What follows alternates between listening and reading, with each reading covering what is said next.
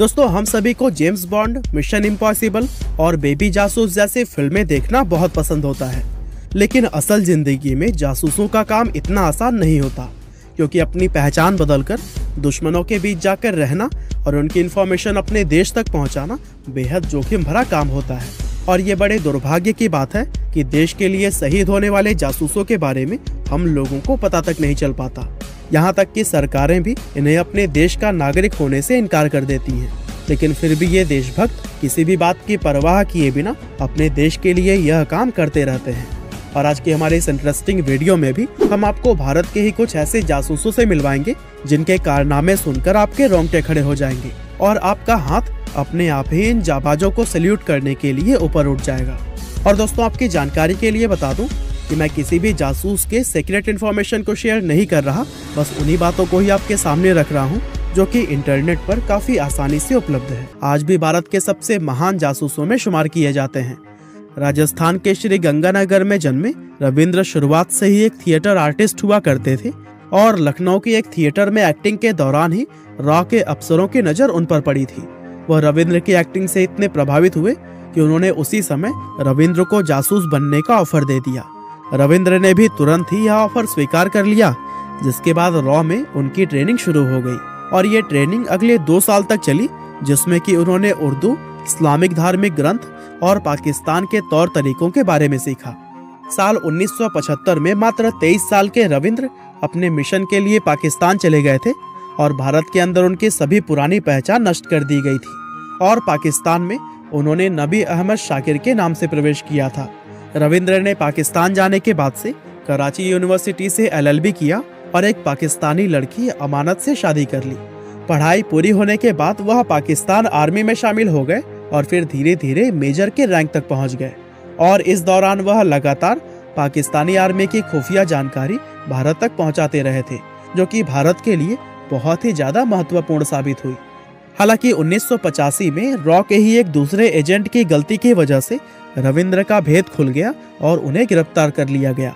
Pakistani court में उन्हें उम्र कैद की सजा सुनाई गई, जिसके बाद साल 2001 में टीबी की बीमारी से पीड़ित होकर जेल के अंदर ही उनका देहांत हो गया। इस जाबाज सिपाही ने जेल में रहने के दौरान कभी भी अपना मुंह नहीं खोला और पाकिस्तान को भारत की कोई भी गुप्त जानकारी नहीं दी। नंबर 5, मोहनलाल भास्कर। दोस्तों, Mohanlal Bhaskar Indian intelligence agency raw के वो जासूस थे जिन्होंने पाकिस्तान के न्यूक्लियर प्रोग्राम का पर्दाफाश करने में सबसे अहम भूमिका निभाई थी। इस मुश्किल मिशन को अंजाम देने के लिए उन्होंने इस्लाम धर्म को कबूल करके अपना नाम मोहम्मद असलम रख लिया था, ताकि पाकिस्तान में उन पर किसी को शक न हो। और फिर पूरी तैयारी होने के बाद साल 1967 में वह अपने पहले मिशन पर निकले थे। और इस मिशन के दौरान इंफॉर्मेशन पास करने के लिए भास्कर ने 1 साल के अंदर ही 15 से ज्यादा बार भारत पाकिस्तान बॉर्डर को क्रॉस किया था। लेकिन साल 1968 में उनके ही एक साथी अमरीक सिंह के धोखा देने की वजह से उनका भेद खुल गया और उन्हें गिरफ्तार कर लिया गया। दरअसल अमरीक सिंह एक डबल एजेंट था, जो कि भारत के साथ ही पाकिस्तान के लिए भी जासूसी कर रहा था। हालांकि पकड़े जाने पर 14 साल जेल में बिताने के बाद भास्कर को भारत और पाकिस्तान के बीच हुए कैदी एक्सचेंज के दौरान सन 1974 में रिहा कर दिया गया था।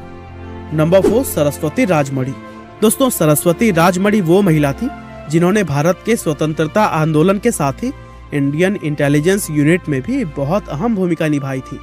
सरस्वती जी सुभाष चंद्र बोस से बहुत ही ज्यादा प्रभावित थी और इसी के चलते ही सिर्फ 16 साल की उम्र में उन्होंने नेताजी की आजाद हिंद फौज को ज्वाइन कर लिया था।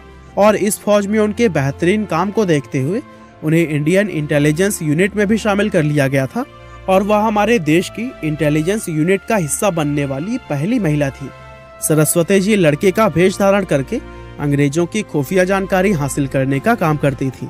एक बार सरस्वती जी की ही एक साथी को अंग्रेजों ने पकड़ लिया था और फिर उसको छुड़ाने के लिए वह एक डांसर का रूप धारण करके अंग्रेज सिपाहियों के बीच में घुस गई थी। और दोस्तों, उन्होंने अकेले के दम पर ही बड़ी चालाकी से सभी अंग्रेज सिपाहियों को नशे में धुत करके अपनी साथी को बचा लिया था। इस मिशन के दौरान भागते समय उन्हें टांग पर एक गोली भी लग गई थी, लेकिन फिर भी वह इस मिशन में कामयाब रही थी। हालांकि दुर्भाग्य से 13 जनवरी 2018 के दिन हार्ट अटैक के चलते उनकी मौत हो गई। सिंह को पाकिस्तान बॉर्डर पर पाकिस्तान सेना की यूनिट्स की संख्या के बारे में जानकारी इकट्ठा करने और उनकी सैन्य टुकड़ियों के रणनीतिक स्थानों की तस्वीरें क्लिक करने का काम सौंपा गया था।